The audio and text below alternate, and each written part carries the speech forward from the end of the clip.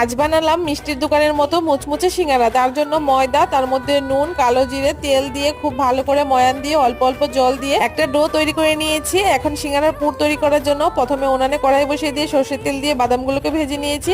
তারপরে ওই তেলের মধ্যে 5 ফোড়ন, আদা কাঁচা লঙ্কা, হিং দিয়ে খুব ভালো করে নেড়েচেড়ে মশলাগুলো লাল লাল করে ভেজে নেওয়ার পরে এখানে আমি গুঁড়ো মশলা দিয়ে দিচ্ছি। হলুদ, ধনে গুঁড়ো আর লঙ্কার গুঁড়ো, পরিমাণ মতো নুন দিয়ে খুব ভালো করে নেড়েচেড়ে মশলাটাকে ভেজে নেওয়ার পর আগে থেকে সিদ্ধ করে রাখা আলুগুলোকে ভেঙে দিয়ে দিচ্ছি। তারপরে বিট নুন, গরম মশলার গুঁড়ো আর ধনেপাতা আর বাদামগুলোকে দিয়ে খুব ভালো করে নেড়েচেড়ে পুরটাকে রেডি করে নামিয়ে নিয়েছি। এখন যে ডোটা তৈরি করেছিলাম সেখান থেকে ছোট ছোট করে লেচি কেটে বেলে নিয়ে মাঝখান থেকে কেটে হাতের মধ্যে একটুখানি জল লাগিয়ে এই ডোটার চারপাশে লাগিয়ে নিয়ে এভাবে করে একটা ভাঁজ দিয়ে দিয়েছি। মাঝখানে আলুর পুরটাকে দিয়ে খুব ভালো করে মুখটাকে এভাবে করে সিল করে দিয়েছি। আর এভাবে করে সবগুলো সিঙ্গারা বানিয়ে লো টু মিডিয়াম আঁচে একটু সময় নিয়ে লাল লাল করে ভেজে তুলে নিলে রেডি হয়ে যাবে মিষ্টির দোকানের মতো সিঙ্গারা।